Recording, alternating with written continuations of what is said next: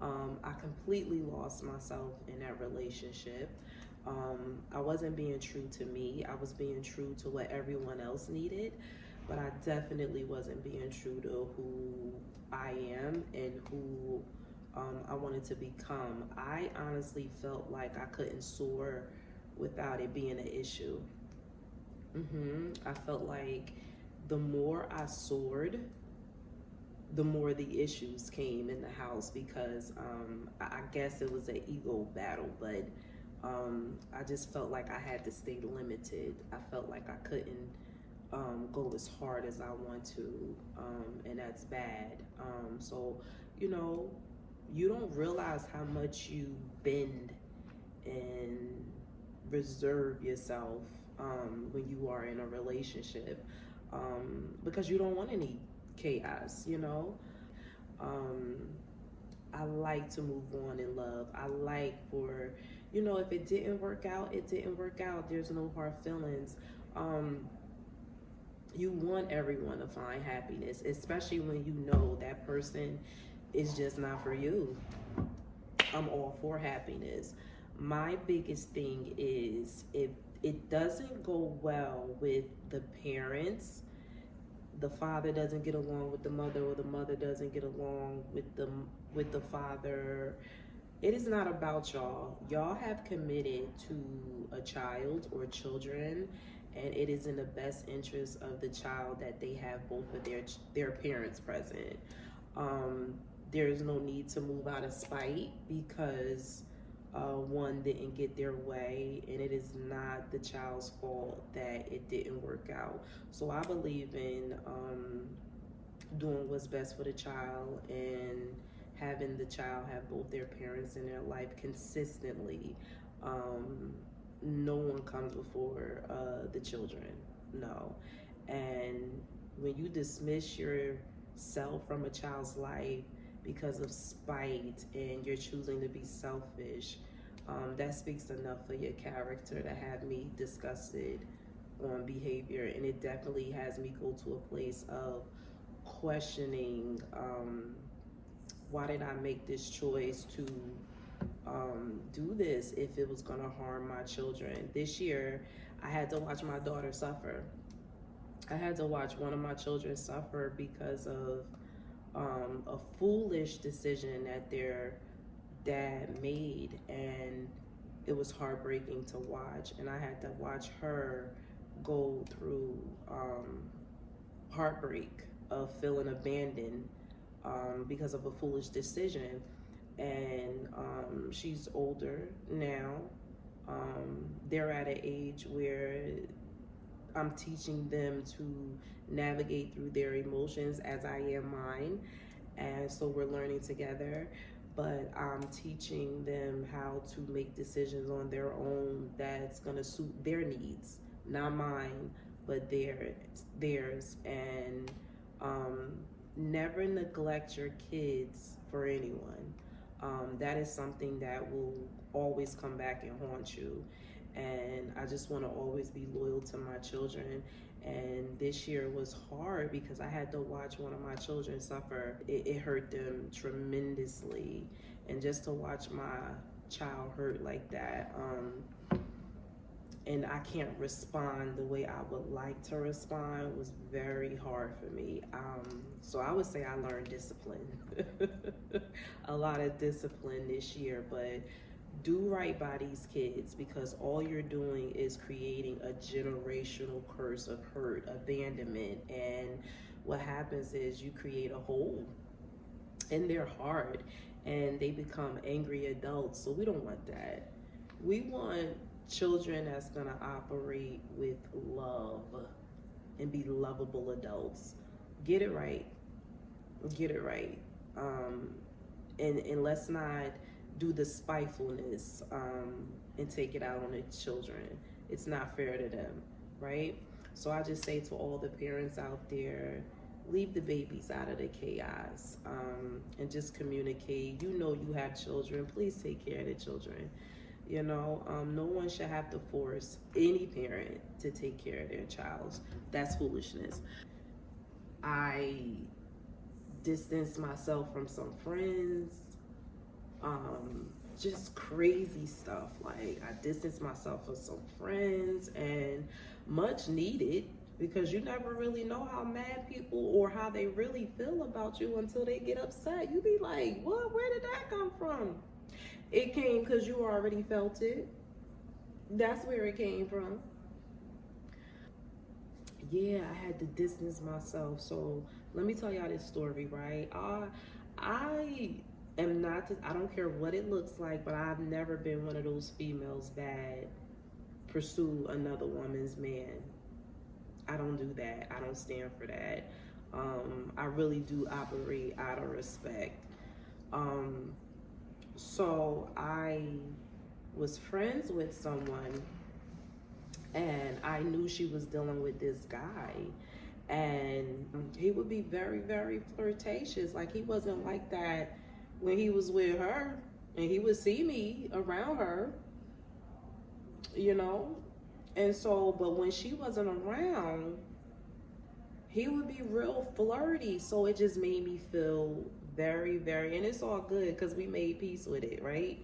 So he would make me feel very, very uncomfortable. Like, that's not how you act, right? So out of respect, I went to tell her because I wanted to know what was going on. So I told her, you know, things came off a little, like, a little, does he know that I know that you guys are together? I'm trying to get all the facts. I go to her house because I want to talk to her. I don't want to feel like, because I'm a girl's girl. I'm a girl's girl. Like, I'm going to tell you, like, look, I don't know what's going on, but they was coming at me like this because I don't ever want to be looked at in that bad light. That's not who I am, and that's just not what I stand for. So I go to her house, I tell her what's going on, and I tell her what's going on. I say, you know, he's a little flirtatious and stuff like that, out of respect for her. So when I do that, she calls him, and I think she yells at him and spazzes out on him when I'm just giving her a heads up. That's it. This is when I learned, stay out of it, to keep your mouth shut. I have learned my lesson, because it always comes back that I wanted your man. I don't want nobody man. I don't have to disrespect nobody, another woman, for a man. That's never been what I stand for. I'm all about respect. I don't even believe in hugging married men. I don't believe in it. I don't believe in doing anything that's gonna make the woman feel uncomfortable. If I walk into a place and their wife is standing there, and there is a couple and they're married, I am greeting the wife first, and I'm speaking to the husband second if I know you. That's how I am. I operate out of respect. I don't choose to do it no other way. So I go to tell her, and she must have yelled at the guy. She must have yelled at him. I don't know. Then at 2 o'clock, maybe like 2 o'clock or 1 o'clock in the morning, I get a text message calling me all types of sluts, all types of things. Um,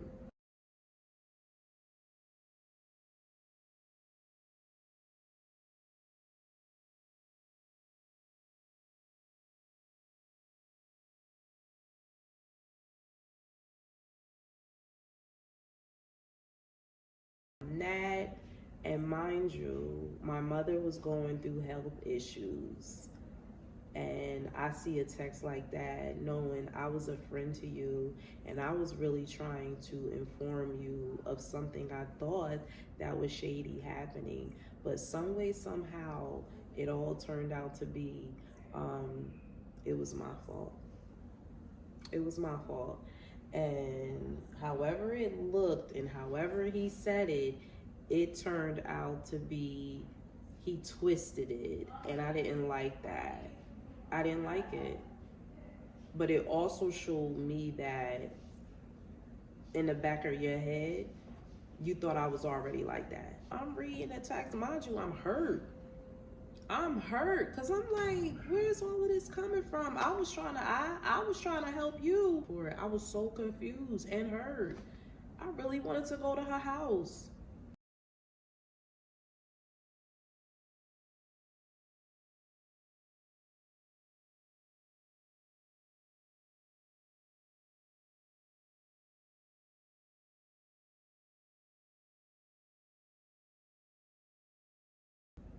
I wanted to go to her house. Like, have you lost your mind? What's this about? I was like, this ain't nothing but 2024. 2024 is on the road. 2024. I'm like, what? I was so hurt by that. I was so hurt by that. I was so hurt by that. Y'all see my 50s look? I'm so big on 50s vintage. That vintage look. And I was going crazy trying to find something to wear. I'm like, what am I looking for something crazy to wear for? I'm kicking it. Y'all see my shoes? Yeah, I was so hurt by that. I was so hurt by that, which means I had to call a meeting with his ass and ask him, what did you tell her? Because I'm gonna tell you what I told her, the truth. And so, you know, he was kind of beating around the bush or whatever he told her. It caused her to go up in an uproar. And I will never disrespect another woman like that.